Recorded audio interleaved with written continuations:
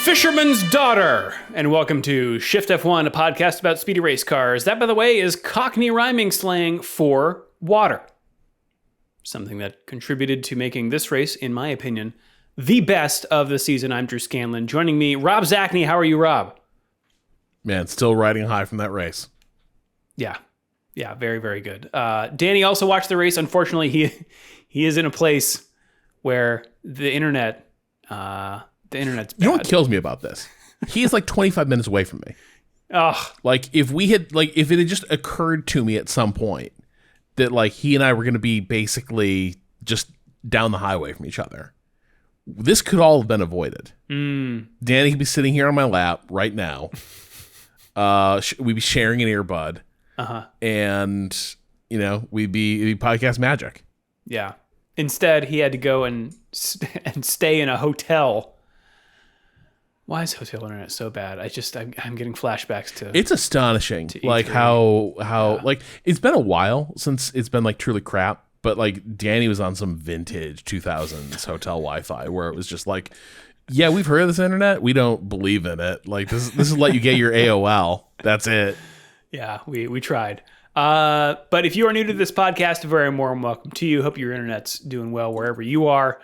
Apologies to Australia. And if you are new to Formula One itself, we recommend listening to our preseason primer episode, which assumes no prior F1 knowledge and explains how the sport works and who everybody is. So if you would like to go back and listen to that, it's episode 257. Also, this show would not be possible without our audience over at patreon.com/shiftf1, where every month we release an ad-free version of the podcast, along with bonus podcasts and videos exclusively for our patrons that cover racing documentaries and films, F1 video games, experiments with other racing series, and a lot of weird things. So if you would like to support the show and get access to all that fun stuff, head over to patreon.com/shiftf1 or click the link in the show notes. This month, we have already released part 1 of our review of the Overtake anime, season 1, which is an anime about Japanese Formula 4 that is one of the better, I think, depictions of racing and racecraft and drivers and the life thereof that we've seen on the show. And this month we will be doing a part 2 of the second half of the season. So get ready for that. I'm very much looking forward to it. But we could not, of course, do the show without especially our title sponsors over at patreon.com/shiftf1. The names of which are Get Rich or Die Ryan. I'm not sure if... has it always been like this? I was wondering that too. It says get rich, oh die Ryan. I suspect that's just a typo on our part, but if they change their handle, who knows? Danny did copy these names into this document, so maybe just put a little Irish Get rich or die Ryan. Agave ATX, Cyphus Training, Turf SCS, at Team Blackjack, Michael Maves, Gordy's Army, at Talking Autos, Olivia Evans, TelemetryDeck.com, FTC, Drew Stewart, Bailey Foot, Abdullah Al-Thani, Jason Chadwick, Abraham Getchell, the Space Above Us podcast, Bunny Fiend, Snigs, Alex Goucher, Max Voltar, Circuit Demon, Troy Stammer, William Rumpf, Irvine Clinical Research, Lachlan the Madman, Samurai Love Story, and Jason Kelly. Oh boy, Rob, do we have a race to get to? Things, it was a hint of things to come, starting from practice, where things, the rain bucketed down, especially in practice 3, leaving the track wet for qualifying. And catching a few people out, most notably both Red Bulls. Sergio Perez slid off of the wet track in Q1, beached his car, had to be removed by a crane. He will be now starting from the pit lane after taking the opportunity to put in a new power unit. Max almost did the same thing. He did, same place. Yeah, like the mixed conditions, and that's the other part. It was greasy, slippery conditions like the whole time, but we never really got a soaking storm. It felt like in the race or in quali. But I feel for Perez. Like his mistake wasn't that bad, and he caught it immediately. But the problem is with cops, you have the track surface, and then you have the asphalt apron that goes around the outside of the corner. And once you get on that, because nobody's running on it with the interior, so it's not being pumped dry at all, even though he caught it and kept the car pointing the right way, when he slid out wide, he basically got onto completely soaked asphalt surface, and that took him into the gravel, and just stuck there, and kind of pathetically asking, like, could they just push him out a little bit? He thinks he get it going. Yay, IndyCar, they would do that for you, buddy. Come on over. Yeah. Max also went off in Q1, damaged his floor in doing so, and kind of compromised the rest of his qualifying session. So I'll just run down the rest of things here. That means he is not on pole position, but instead George Russell, hometown hero, on pole for the British Grand Prix. Behind him, the Briton, Lewis Hamilton. Behind him, the Briton, Lando Norris.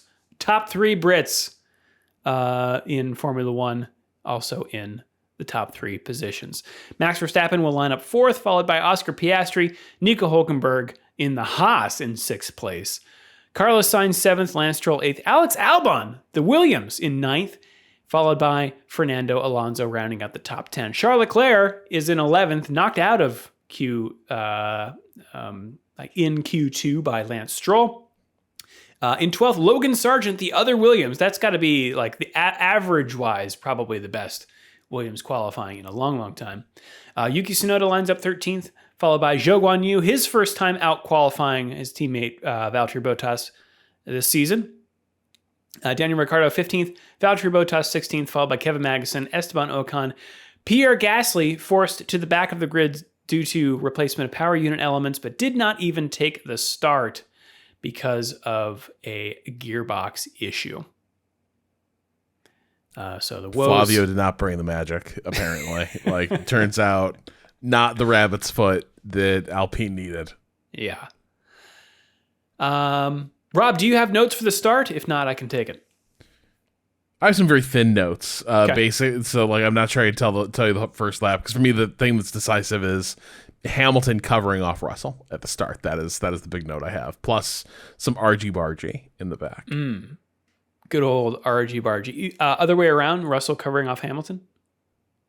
No, so sorry, he covering off behind Russell. Yes. So, yeah, because during the formation lap, they sort of called out something that Hamilton did, which was he asked when the engineers pushed the car into the pit box before the formation lap, he asked to be angled really aggressively across the track, and it looked like he was setting up for a really, decisive attack on Russell right out of the gate.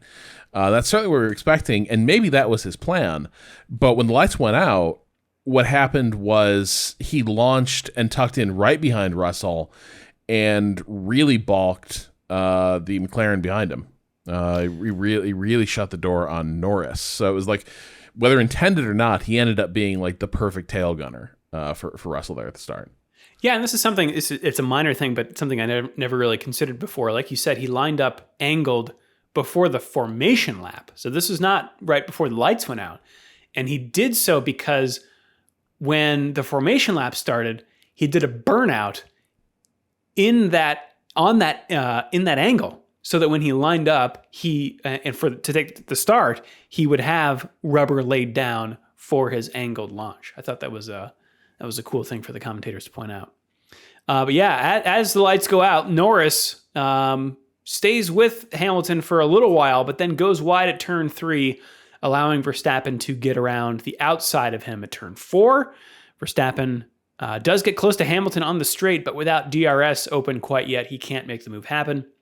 Elsewhere in the field, a scary moment for Albon in the midfield, who hits Alonso and nearly loses his car, and then gets tapped again from behind as they head through turn 5. Somehow he keeps it all together. But that's the way it was in the first lap. And the next bit here, lap 14, Leclerc, having started in 11th place, has at this point made it up to 8th place and gets past Stroll on the back straight with DRS for 7th place as they head into turn 15. We're going What to see a lot of start for action Leclerc. there. How high can he go? It's just rocketing up the field. Lap 15, Norris, though, has stuck with Verstappen, and Verstappen himself has not made any inroads on the Mercedes cars over the course of 15 laps. And as he and Norris head into turn 15 at the end of that straight, Norris gets a run on him with DRS and makes an easy pass on the inside, regaining third place. And just before this happened, this is when we get the first notice that the rain is actually starting. It is like right here that you're having the first sort of trickles of rain falling on half the circuit. Remember, Silverstone sort of has that bow tie look, and throughout an extensive portion of the race, it was like the right half of the circuit on the circuit map they're using was like getting more rain, I think, right? And then the other section was pretty dry for a lot of this first phase of the race. Yeah, and crucially, it's like the worst thing that could occur for an F1 team, because the radar is indicating that it will be temporary with a pause for a bit before it starts raining again. So the question for the teams becomes when to go on to intermediate tires, because if you go on them during this first downpour, you'll get better grip for the moment, but you might run them ragged when the rain pauses. But if you stay on the slicks, you might run off the dang road. So for the moment... Well, and crucially, if only it had been a downpour where the issue was forced. Right. But every team was like, do you think you can just ride this out on slicks? Because that was kind of the issue. It wasn't like it was going to do them the decency of making it a real black and white decision. Like, right. Yeah, it's inconvenient, but we're all going to have to pit. It was manageable on slicks, but you could make a case for inters. Right. Some people did, maybe too well. Yeah. You are losing time, but you also have to take time to pit. So what's the cost benefit there? Verstappen's woes, especially like Piastri like zeroing in on Verstappen here. Yeah. Did that feel like it was rain related to you, or did that just feel like the McLaren's having the pure pace? So I saw I don't have the quotes in front of me, but I saw an article after the fact explaining why Verstappen kind of wasn't in these first few laps performing the way that we had expected from a Red Bull, and Red Bull, the team, chalked it up to the temperatures of the cooler temperatures of the track and thus of the tires, and saying that just things did not come together for them at those times that they needed them to. So yeah, like you say, Rob, Verstappen gets passed by Piastri doing the same thing as Norris and taking fourth place from him on lap 17. And on lap 18, Hamilton, who the Sky commentators note is on a higher downforce setup than Russell, closes up to Russell and engages DRS, breezing by his teammate as they head into turn 15 and taking the lead of the race. Funnily enough, though, one lap later, both Mercedes cars go off at turn 1 due to those slippery track conditions as the rain keeps coming down, but they manage to rejoin just ahead of Norris. Russell then has another wobble at turn 4, and Norris dives up the inside. The McLaren, I guess to your point, Rob, looking much more stable on the wet track than either the Red Bull or the Mercedes. One lap after that, this is lap 20 now, Norris has then caught up to Hamilton and without the aid of DRS, shoots up the inside of turn 1 and somehow gets it stopped to make the turn, taking the lead of the race. And just a few meters behind is his teammate Piastri, who closes up on Russell, who's running in third, and pulls a Verstappen around the outside of turn 4 to pull even with him. The two of them side by side through turn 5, with Piastri pulling ahead at the exit into third place. I will say I had this thought after all that, right after that move.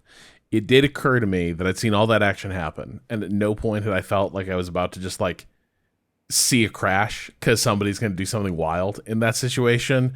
And it's like, I don't have that feeling when I'm watching like somebody racing with Max. Like here it was like, yeah, let's see what these guys do. But in fairness, these cars were all kind of mismatched in these conditions. You know what I mean? It was like, not mismatched, that's not quite the right word, but it was so clear that the pendulum was swinging one way or the other as conditions were changing, which of course wasn't the case with Max and Lando, right? It was like they ended up basically, you know, their performance like overlaid completely.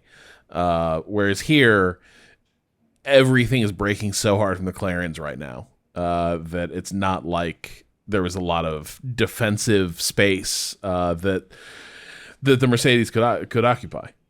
Yeah, it's also early in the race, you know, and they do have that obvious advantage, and so to fight that at this point, you may get in more trouble than. But what if you could seize the advantage with clever strategy, like Ferrari?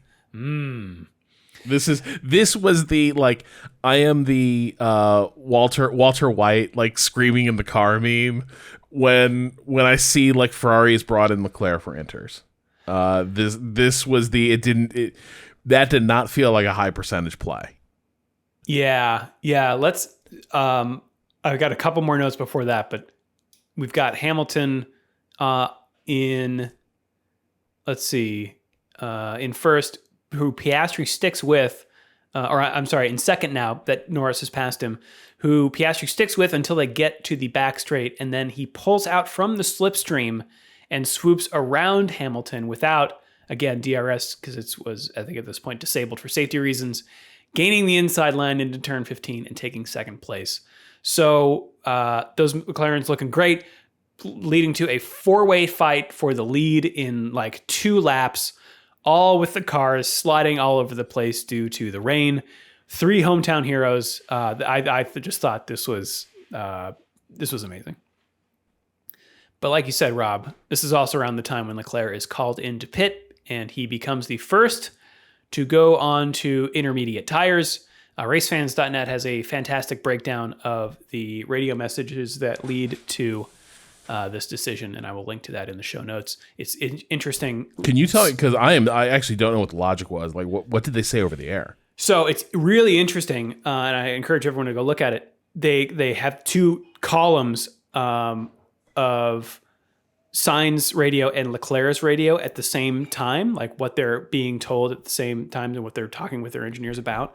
Sainz is getting, and apparently in the article, there's a quote from him saying that they had discussed this prior to the race.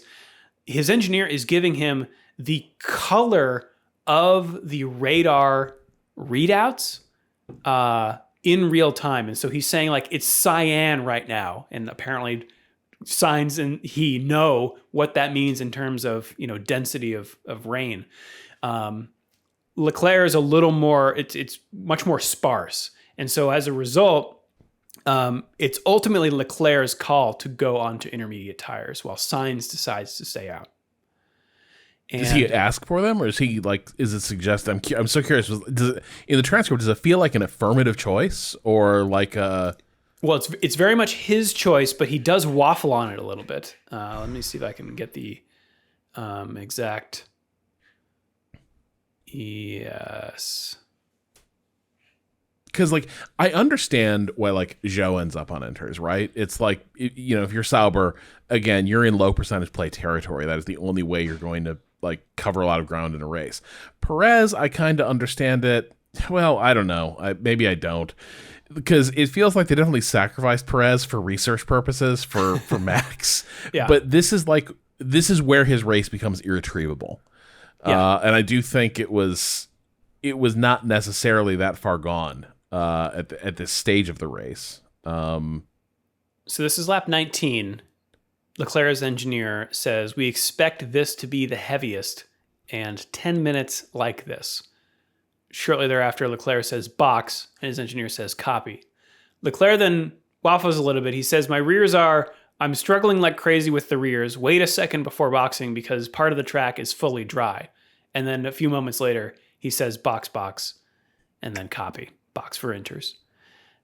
Meanwhile, same time, it's just Sainz's engineer calling out 2 laps like this, cyan in all the track, 2 laps like this, and then less rain. Careful on sector 3. Max 2.4 in front. Charles 12 behind. So is it possible that they bought, like, saying to Leclerc, this is the heaviest? Is it possible what was meant, because everyone knew this was a passing cell?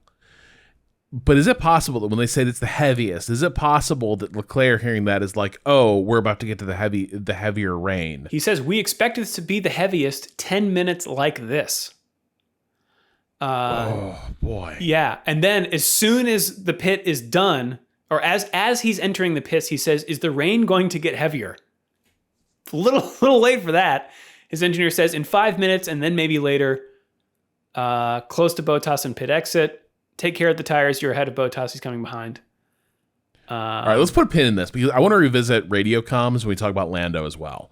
Like, I think there's such a different, like, this race ultimately, if I have a theory of what happens in this race, it hinges on the communication styles of drivers and engineers, like back and forth at critical junctures of the race. Okay, I'm going to send you this link in because Sainz. It's a very Carlos thing to do, right? Where it's like he wants the information. He does not like to defer analysis to the pit wall at Ferrari. A correct, based on history, a correct position to adopt, but also he has good race instincts. Yeah. Like Carlos is a first-rate race tactician.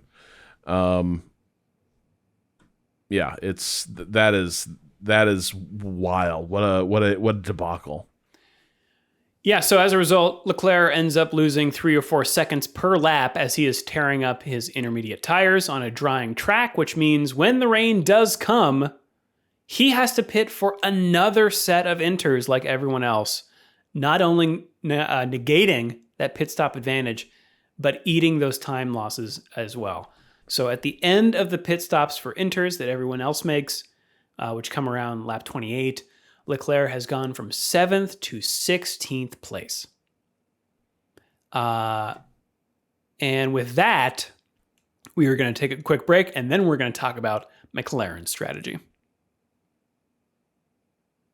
All right, Rob. Another missed opportunity happens here with McLaren, which you alluded to. Lap 27 is when Verstappen pits from 5th, Sainz following him in 6th. And this means that their inters will be lapping faster than the cars ahead of them that haven't stopped. So the top 4 are now vulnerable to the undercut.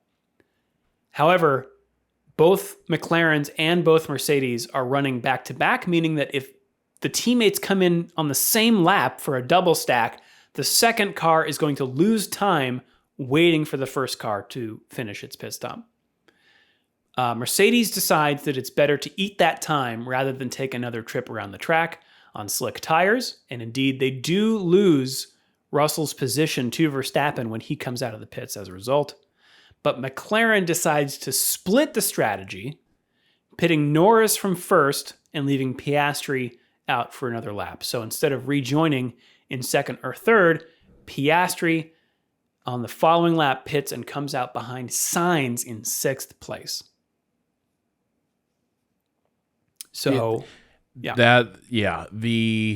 The double stack thing loomed so large, and the thing I wonder is, like, maybe the move was to if you're going to offset them, maybe it all just happened a lap too late.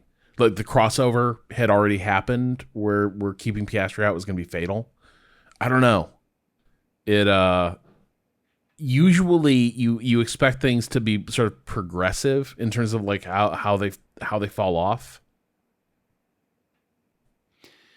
Yeah. I mean, I wish I knew more about what the driver knows, can see. I imagine they see their deltas on their steering wheel. They can feel the car. At some point, though, and this is not the only time, it might be better to not rely on their reports and just call them in. But, these things it changes so fast in conditions like this. It's, I don't know. These are the trickiest conditions, because it's not like, again, everything was so, the rain came on so subtly, and so slowly that it was very hard to judge when the right time to make this move was. And yeah, the way they were all bunched made it really difficult to figure out, because like you'd argue like it didn't really work out for Mercedes double stacking, right? Like it wasn't fatal, but it seemed like that was the moment Russell was out of contention.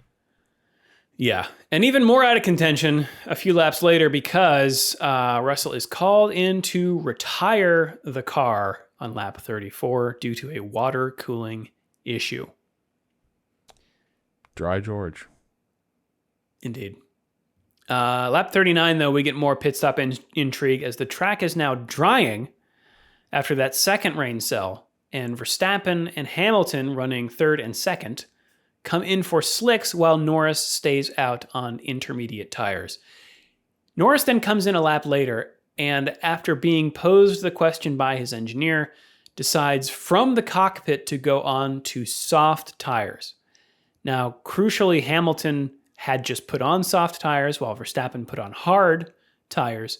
Neither of those two had medium tires to spare, while Norris did. And initially, at least from the race start, everyone started on medium tires except maybe for Zhou or one or two others, because the medium tire was based on practice, the tire to go on. Norris selected the softs, and to add insult to injury here, as he comes in, he overshoots his pit box by about a meter and gets a 4.5 second stop, allowing Hamilton to speed by as Norris is exiting the pits, thus handing Hamilton the lead of the race. So, where was talking about like team comms style here? When the question is coming around in this same pit window now, you know, what are we going on for the remainder of the race? McLaren's pit wall has a really discursive style. They're very like, they want to put it in the driver's hands to make the call. They do not want to put a driver on a tire that the driver is not like affirmatively behind, which I respect.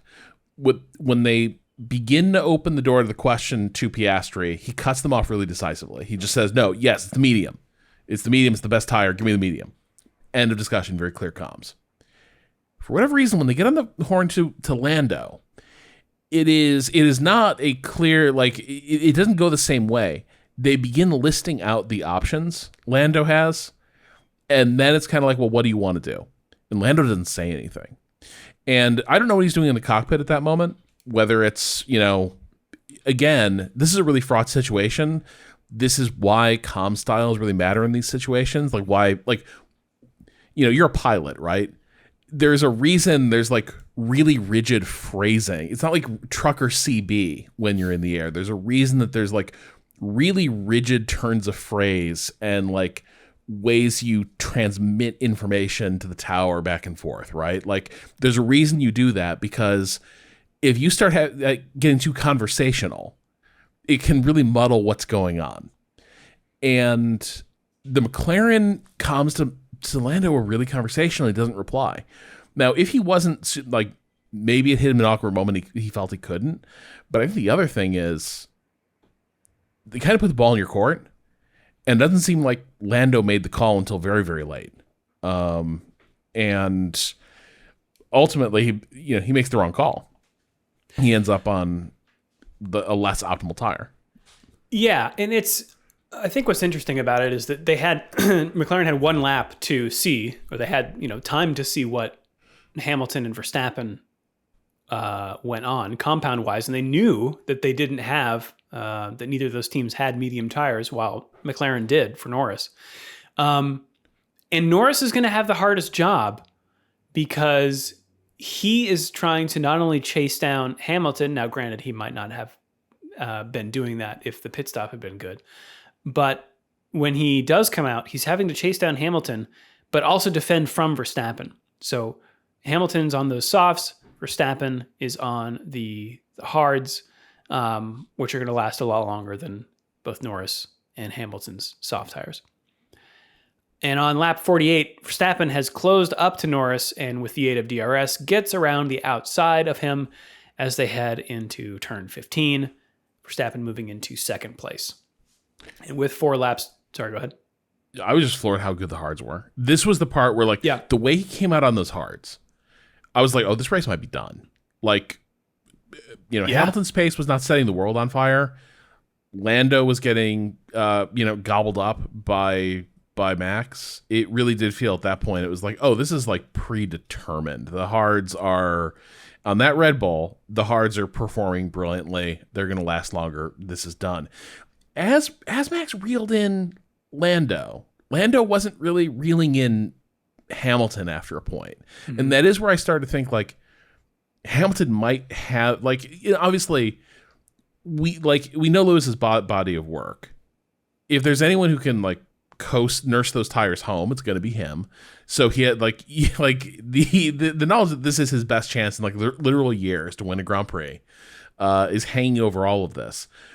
But it did feel like he was going to get caught, except that I actually do kind of wonder how much he was pace managing the entire time, because there's just a point where, like, he starts, like, Lando stops drawing in closer to him, and then right as Max, like, came up on Lando, Lewis started turning really fast times against Lando, and it was like it felt like it was okay time to drop them, and he was gone. Like, Max still had decent pace, but at that point his rate of closure had gone from, like, multiple tenths of a second per lap, and it fell into, like, he's picking up a tenth with, it's a long lap. There's not many of them left. Yeah, and it did start to feel like, okay, like, Lewis was being very ginger bringing those tires in, and we may have seen the best of the hards. Yes, and with 4 laps to go, Verstappen sets off on his hard tires for Hamilton on his soft tires, but in the end, as you say, Rob, there is just not enough race remaining for him to mount a real attack, and Hamilton goes on to win not only his home race, but the first in something like 945 days since Saudi 2021, and claiming the record for the most wins at a single track by any driver, with 9 victories at Silverstone.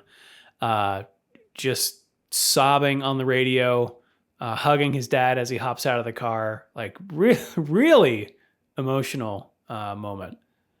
I loved this race. I think kind of from start to finish, there was always something to be watching, always something going on. Usually at the front of the field. In general, historically, I've always been a big Lewis fan, but I think you'd have to, like, it is hard not to be affected by Lewis at this stage of his career, last year with Mercedes, in an era where it's, like, not clear if he's ever going to have anything approaching the success he had, for the majority of his career to date. Mm-hmm. Notching this win at home in a race that's really memorable. It wasn't like he just ran away with it and, the gods smiled on him from flag to flag here. It's going to be one of those races that gets talked about because it was such a tricky race, and there's so many moments where it feels like it could have bounced a completely different way. Yeah, and it highlighted his skill. He drove on slicks in wet conditions. I mean, like a lot of the field did, but then at the very end, managed those soft tires to a point where he was able to defend. Did you catch? I posted about this on Twitter and Blue Sky, but in the cool down room, where Lando looks beside himself, just like the guy is, like, ready to throw himself off the podium, just kicking himself again, very very blaming himself for and kind of implicitly also the team, just, like, feeling like it wasn't good enough from on every side was kind of between the lines what I was picking up there, but. Where Lewis is like, didn't you have mediums? Mediums probably wouldn't have dagged as much. And it was like, it's just the most unbelievable, like, just trying to, because they have no rapport. He has no rapport with Max or Lando. It is the most, like, Zoomers having no patience for the, like, elder millennial in the midst. But he just doesn't have rapport with those guys. So he's making conversation. And Lando's talking about, like, yeah, his tires dagged really badly. And Lewis is like, yeah, but you have mediums. Maybe you should have been on those. And just like, Jesus Christ. I mean, Lewis is kind of a weird guy. It's fantastic. I love it. I absolutely love it. Because yes, the weirdness, the sheer like not reading that particular room and just going, what's this bleeding chest wound in here? Let me put my fingers in there and see what's going on. Oh, man. Yes, Lewis Hamilton takes the British Grand Prix. Behind him, Max Verstappen in second, and rounding out the podium, Lando Norris in third. Behind them, Oscar Piastri fourth. Carlos Sainz in fifth, also scored the additional point for setting the fastest lap of the race. Behind them, in sixth place, Nico Hulkenberg holding on to sixth place. Lance Stroll seventh, Fernando Alonso eighth. Alex Albon holding on to ninth place for another 2 points. And Yuki Tsunoda in 10th. Behind them, Logan Sargent just out of the points. Well, by, 9.5 seconds. Magnussen in 12th, Daniel Ricciardo 13th, Charles Leclerc 14th place, Valtteri Bottas in 15th, followed by Ocon, Perez, and Zhou with the DNFs. Well, the DNF of George Russell and the DNS of Pierre Gasly. Can I ask you a question? Yeah. Where are you at with Norris at the end of this?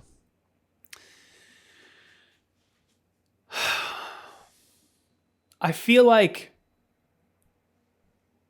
before he had won a race, it was like he's going to win one. He just needs to win one, and then the pressure will be off, and then he can just like get down to it. You do start to doubt, like, and maybe this is something that McLaren and he need to work on interpersonally, right? Like Andrea Stella, I have a quote here from race fans. We should have taken the responsibility to say the medium is just the right tire. We go for it. I think in checking with Lando, we kind of self-doubted, and this led us to follow this direction, which in hindsight wasn't correct. You talked about flying, and something that definitely happens when you're flying an airplane and talking to the radio or talking to the tower over the radio is task saturation. You can just get completely overwhelmed and your brain just doesn't work and you can't talk. You can barely, manipulate the controls. I think, if that is what's happening with Lando, they need to be aware of that and like start to factor that into their decision making. Yeah, I think that's a really good point. And I think it's a challenge because, you can understand, you always want to adapt. Well, we often talk about you want to adapt if you have a really talented person on your team, you want to adapt to make sure that you leverage their talents most effectively. But the trick there is that you can also be so adaptable and try to flex so much around someone that like you kind of lose the core identity and principles of like, how do we want to do this? How do we game plan this? And that's a tension that like sports teams have to figure out, right? Like the NFL example is like, is the problem with your quarterback that like, they don't fit the system, or should the system just like fit the quarterback? Like which way you're going to, set the direction of the offense. It's a similar thing with like just how you're going to where is decision making going to reside in these key moments, and how is it going to be presented? But I think for me, the thing that I do find a little bit like it feels like now we have enough of a through line with Lando in like pressure situations that it's not amazing. It kind of reminds me of Russell in some ways, where it's like there's just in high leverage situations there are mistakes that crop up, sort of a not quite meeting the moment.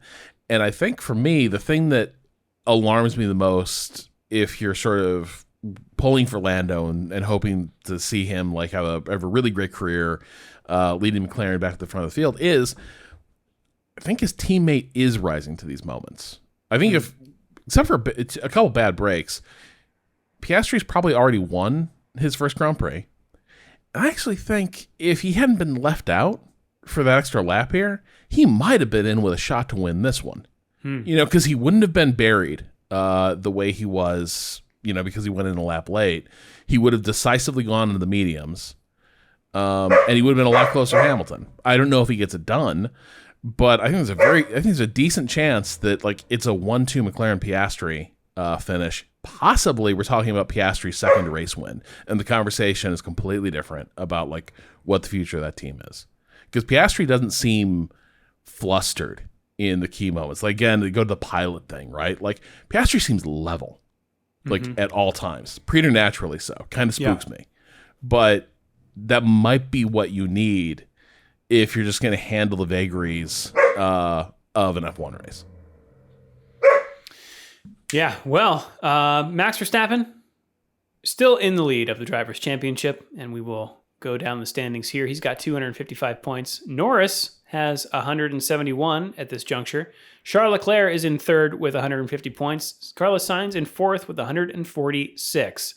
Boy, the way that this race went, and frankly the rest of the season is, knock on wood, shaping up, a lot of this could change. Oscar Piastri's in fifth with 124 points.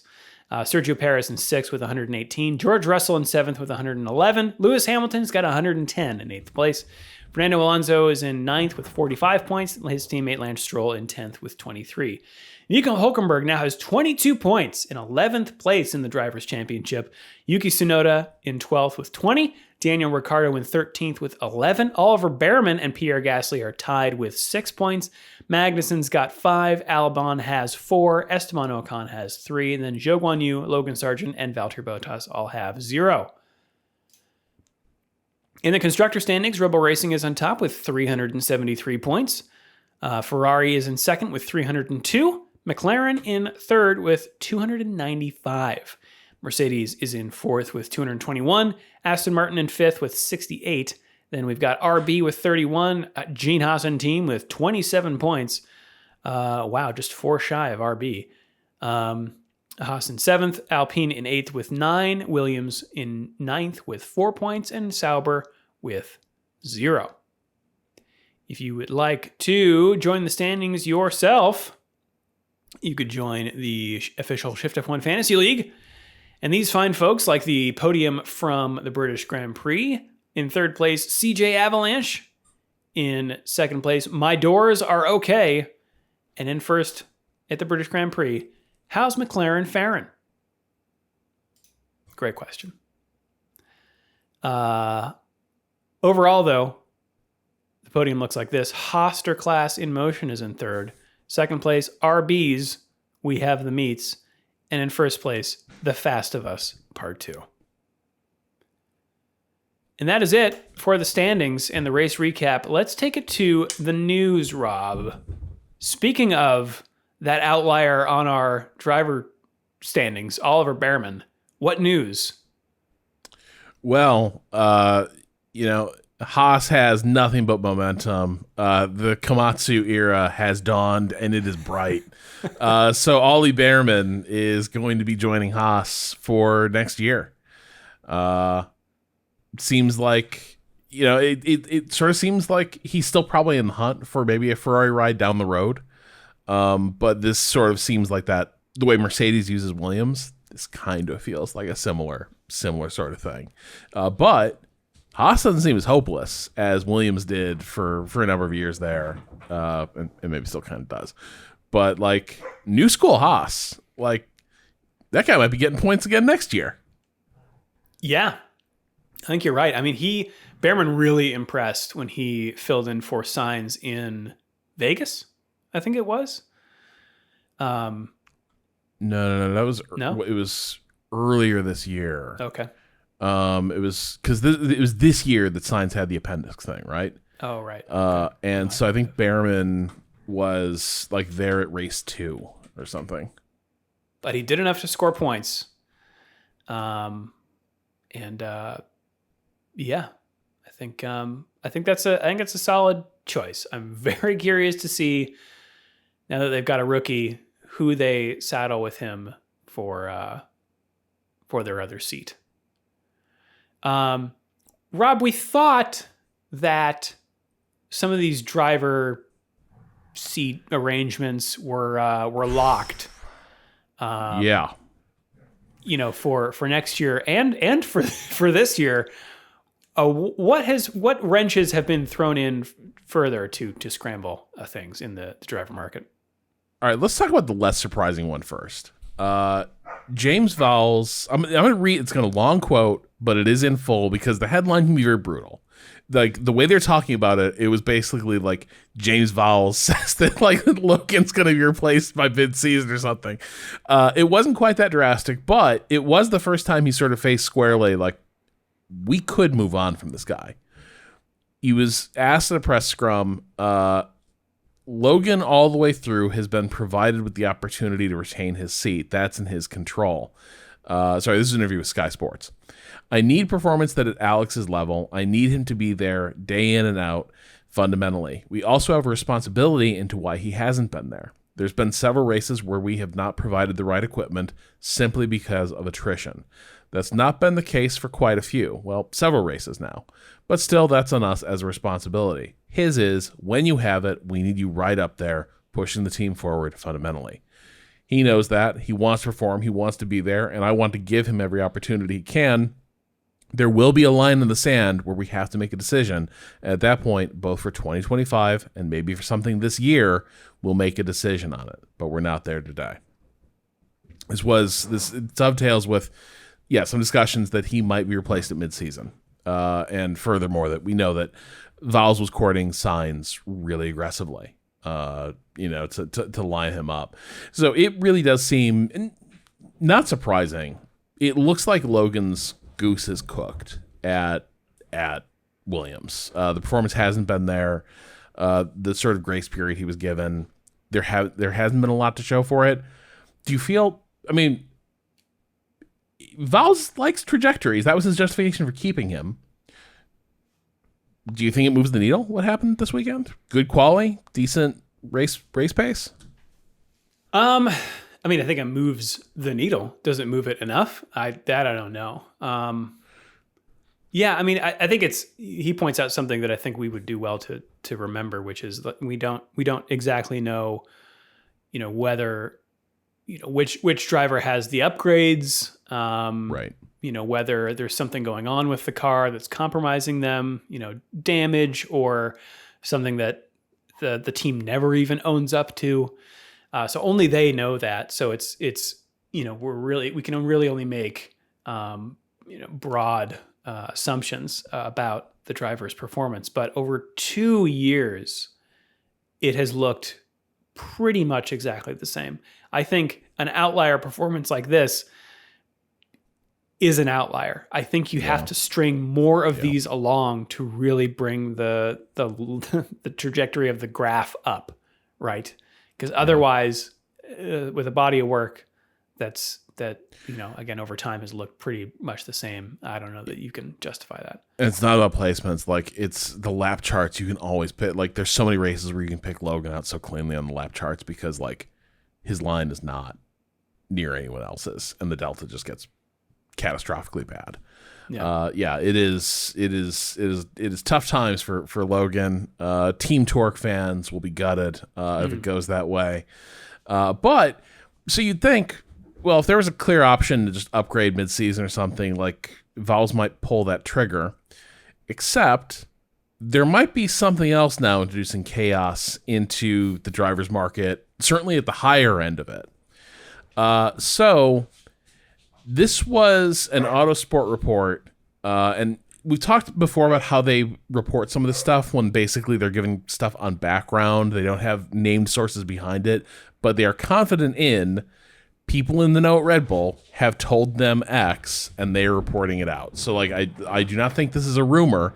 I think this is basically like an authorized leak to say, like, detail. There is a lot. So, Autosport's report is basically that they quote someone at Red Bull saying that his performance is unsustainable. But the real nitty gritty is, and quoting from Autosport here, sources have suggested Red Bull has the right to terminate Perez's contract. Quick brackets here. His new contract, if we remember. His new 2-year contract. So we thought the seat was secure, and all the like Sergio Perez death wash stuff was like done. That like they committed early, but when it happened, we were all like, wow, that's really early to give him that contract. Well, maybe this explains some of it. Back to the quote. Red Bull has the right to terminate Perez's contract if he falls more than 100 points behind Verstappen at key points of the championship, which are the summer break and the end of the season. I don't know what the math is heading into the summer break, but there is something like in the last several races, Max has brought in over 100 points and Sergio's brought in 15. It's and now, they are going to be in a constructor's fight if this keeps up. And they stand a good chance to lose it. 255 minus 118 is 137 is the gap right now. So he's way outside that. He could close it, but how many races do we have left before the summer break? 2? I think it's 2. Oh boy. So yeah. So that's going to be this is a prime seat. Yeah. And it's one that I also saw some quotes or some headline that, Christian Horner's been gung-ho for Daniel Ricciardo this whole time. But apparently it's Helmut Marko that's really been pushing back on that. And I think it's in this article that they're pointing more toward Liam Lawson, who also had a great showing when he filled in. So, yeah. So if that happens, where does Sergio go? Does he just bounce out? Does he go to Williams? Like, there's so many things that could happen. Well, and we don't need to get into it all the way, but so this past week, Wolf had made a comment that Kimi Antonelli needs to kind of sink or swim. Like, it's time for him to show what he can do in Formula 2, or maybe we look elsewhere. Apparently, they started talking to Sainz a bit more, somewhere in all that. But Antonelli won his Formula 2 race this weekend. I did not know this. Did you know that he is also teaching Toto and Susie's kid racing? Like, no, I did not. He's his driving tutor. Wow. Which suddenly makes the whole thing seem a little weird. Yeah. Like, I don't know. It's like trying to convert Mercedes F1 into a family business is kind of weird. I mean, this stuff is always weird. Like, isn't Toto Wolff Esteban Ocon's manager or something? I think. Yeah, there's something. Or if it's not that, then like that kind of stuff goes on too. I don't know. But yeah, if Sergio gets punted, I think decent chance. Nobody wants that Sauber seat, but he might take it, and maybe he'll win the Audi lottery. Who knows? But yeah, I think if Sergio moves, that's some real chaos, because that opens up. It's so weird that it seems like there's no backing for Yuki at Red Bull. Maybe there's a bit of self-knowledge there that they would just screw that relationship up completely. Liam Lawson sort of seems like the guy they should have given the nod to for the RB seat to begin with. But at this point, are we repeating history if we vault him into the pressure of Red Bull? Like, you basically have to say no, like, here's your contract for the remainder of this year and next year. This is a tutorial, 6 months. Go for it. I mean, looking at the Constructors' Championship, Red Bull's got 373. In second place is Ferrari with 302. It's a sizable gulf. It's 71 points, but there's still half a season to go here. And McLaren is only 7 points behind that. And Mercedes has said they didn't expect to do very well at Silverstone because they've got 2 more rounds of upgrades at the next 2 races. So if I'm Red Bull, if the thinking inside the team is that they have plateaued a little bit and they don't have a lot of other ideas, and Adrian Newey's walking out the door, do you look hard at this Sergio Perez contract and rip the Band-Aid off? Or do you think that is going to be another, Pierre Gasly, Alex Albon decision, and you're going to further torch your chances? My actual, what I suspect happened with the Sergio contract is that replacing Sergio is tied to all these other questions that are really hard for Red Bull to answer right now. Whose team is this? Who's running this shit? Where like signing Sergio resolves some tensions. Plus, you can imagine the conversation where it's like, we need to give him a vote of confidence. and like just move past the question of like whether he's going to stay or not. We just need to be like, facing forward. Here you go. Here's a new contract. But this clause suggests they knew he might collapse again, and that has happened. And I think at this point, the plug is going to get pulled. And I kind of hope it does, just because like it'd be interesting as hell. Like I feel bad that it's gone this way for Sergio, but it isn't working. There's talk about another guy who's been given a lot of leeway. Yeah. I'm frankly shocked that Sargent has lasted this long and performed the same. Sergio's kind of another one, especially at Red Bull, who is so quick to pull the drain on its driver. This is they have given the most string to a guy who's maybe had the biggest vulnerabilities. Like I think you could go back to Kvyat, and like I feel like there was maybe more promise there than there is in the Sergio situation at this point. I think it might be done. I'm just the main reason I kind of do hope they do the midseason poll is just because like selfishly I'd be so fascinated as to who they sign for the remainder of the season and then what happens to the driver's market. Yeah.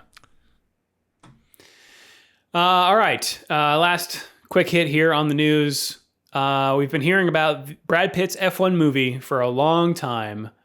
Filming at Silverstone last year, somewhere else. And it's always been called Untitled Brad Pitt F1 Project. Lewis Hamilton also has been helping out as an advisor, I think, on the film, maybe a producer as well. What's it going to be called? Well, it's got a title, and its title is F1. What do you think, Rob? First, let's discuss the title. I hate it. I hate that it's named this. Yes. I hate that they use the font. It's just the fact that it now just looks like the fucking, like, obviously it's not going to be as bad. I don't think it could be as bad as the FIFA movie they made about themselves. Oh my God, but it has that vibe now. That. Okay. Yeah, it's an Apple Plus funded feature. But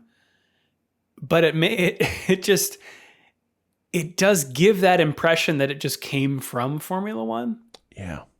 In a way that Drive to Survive kind of, I don't know.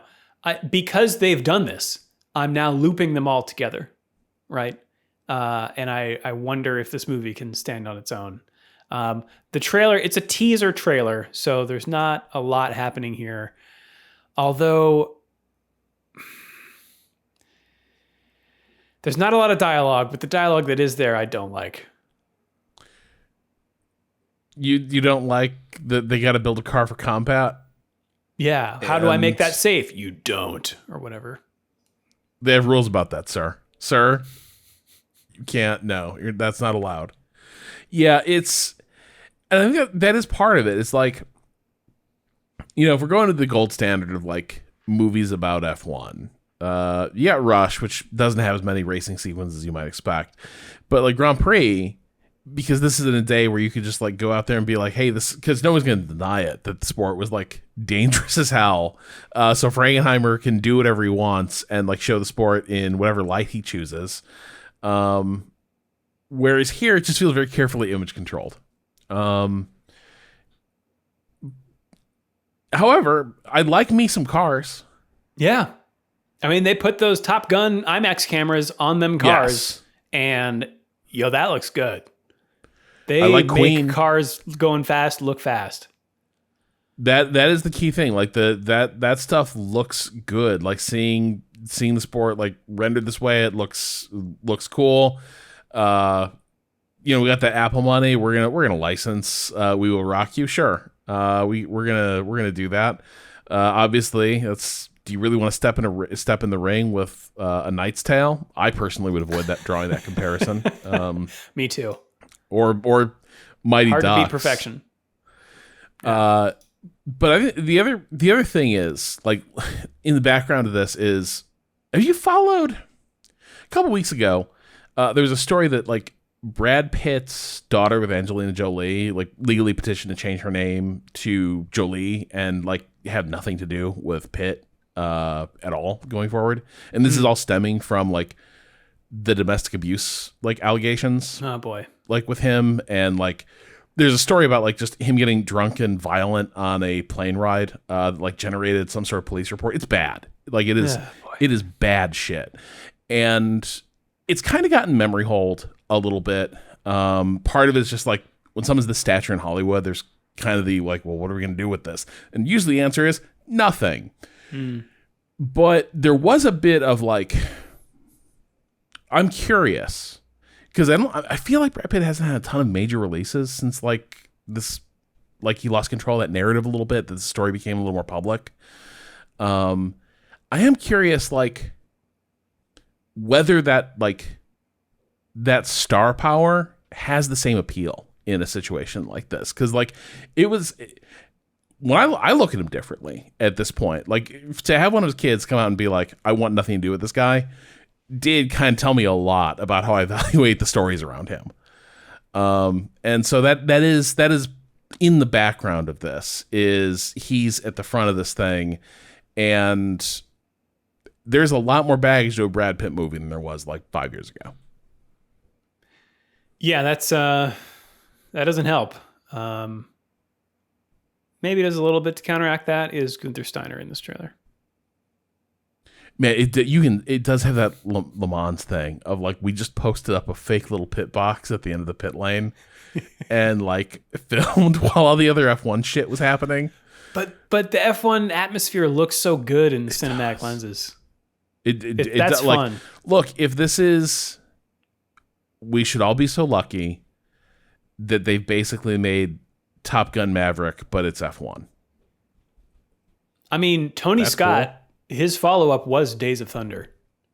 So we're following in those great big shoes. Yeah. So yeah, look for that in cinemas summer 2025. You can find that linked in our show notes. You can also send us an email if you like, shiftf1podcast@gmail.com or f1.cool/emails. You can also hit us up on the socials using the link in the show notes. And that is us around the internet. Now it is time to take it around the world of racing. We've got the Mountain Stages, a Tour de France. Oh. I have started. Did I mention this on the show? I've started Tour de France Unchained. I started too. Maybe that's a Patreon episode for down the road. Is it just Drive to Survive but in French? Yes. 100%. They even use the same sound cues. It's like the same production, beat for beat. Yeah. Don't care. Same background of the interviews. Yeah. We've got the Craftsman trucks at the Pocono Raceway, the Tricky Triangle in Long Pond, Pennsylvania, for the CRC Bracklene 175. My darling Bracklene. The World Superbike Championship is at Donington Park Circuit at Castle Donington, United Kingdom. We've got a double shot of IndyCar this weekend at the Iowa Speedway for the High V IndyCar weekend. I wonder if Korn will be there. Not the band. The food stuff. The NASCAR Xfinity Series is also at the Tricky Triangle in Pocono for the Explore the Pocono Mountains 225. I hear they're beautiful. The IMSO WeatherTech Sports Car Championship is at the Canadian Tire Motorsport Park in Bowmanville, Ontario for the Chevrolet Mosport Grand Prix. It's a good track, but it has some of the least passing opportunities I've ever seen and doesn't have an excuse for it. It is like, all right, it is a narrow ribbon of road. Sports cars can't race on it. That's how bad it is. The FIA World Endurance Championship, which people call WEC. I don't like that. I hate it. I like WEC. Don't pronounce it. It's not FIA. It's the FIA. They're at the Autodromo Jose Carlos Pache in Sao Paulo, Brazil, for the 6 hours of Sao Paulo. And we got NASCAR.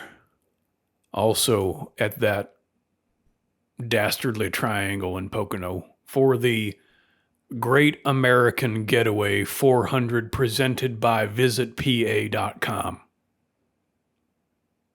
Pocono really wants you to go there. When you're tired of the Poconos, visit the rest of PA. All you front platers. You can get in and get out. Tough act to follow, though. They were just in Chicago, just racing along the jewel of a racetrack by the lakefront. Did you see any of that? No.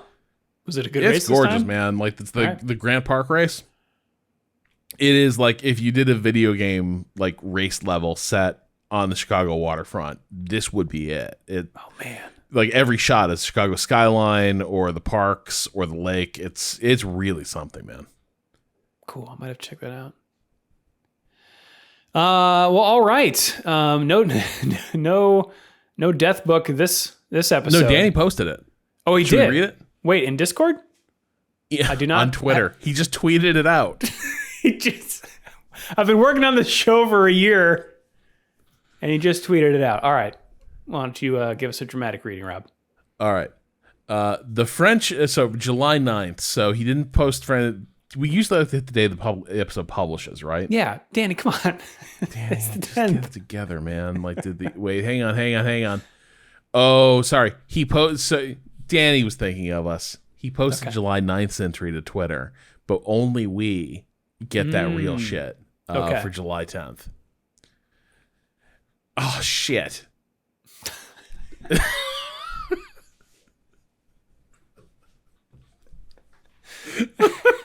Was this his gambit the whole time? Bear with me. Okay. We don't know how this is going to go. After Ayrton Senna's tragic death, it fell to Damon Hill to lead the Williams team and take the championship fight to Michael Schumacher. Today in 1994, Hill did just that when he won the British Grand Prix at Silverstone, something his father never achieved in 17 attempts. There was controversy after Schumacher overtook Hill on the parade lap and then ignored black flags indicating he should pit immediately. Eventually, he did pit to give Hill a clear run to the finish, but Schumi was later disqualified from his second place and banned for a further 2 races for ignoring the black flag.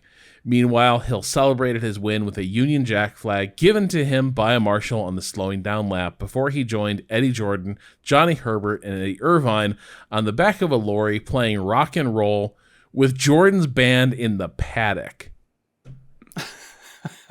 See, the problem is F1 needs another Eddie Jordan.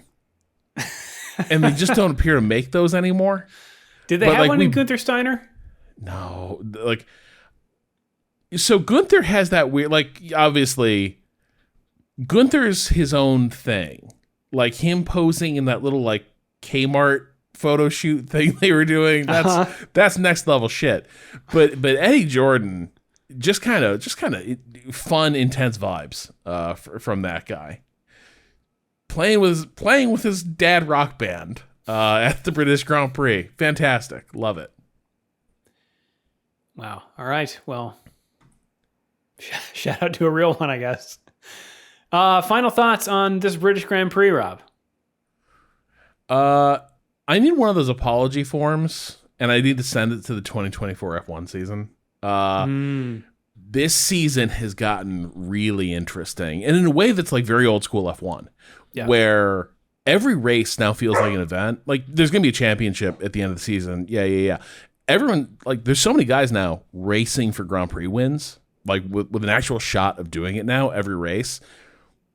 2021 wasn't like this. That was the best title fight we've ever had. But in terms of the field, actually having this weird moment of convergence where given conditions, given track layouts, multiple teams and drivers have reasonable chances of winning or getting a podium. It's fantastic. And we were ready to hang it up on the season 2 races in. It felt like, okay, we're just reprising last year. No, whoa, this is totally different. And I love it. Yeah. I couldn't have said it better myself. Now it seems cruel that we only have 2 more races until the summer break. But we will, of course, bring you pre-shows and post-shows for all of those. But in the meantime, if you would like to support the show and get access to all of our bonus episodes, the ad-free version of the podcast, and the official Shift+F1 Discord, you can do so over at patreon.com/ShiftF1. Have a great race weekend, everyone. We will see you all next week. Noom. What's the V10 noise, right? The buzzy. That's a hard one to do an impression of. That is a tough one. Yeah, you need to get like a swarm of bees around your microphone. That's the problem. The only thing that sounds like it is just releasing a swarm of bees. God, I miss those engines. They were great. Noom.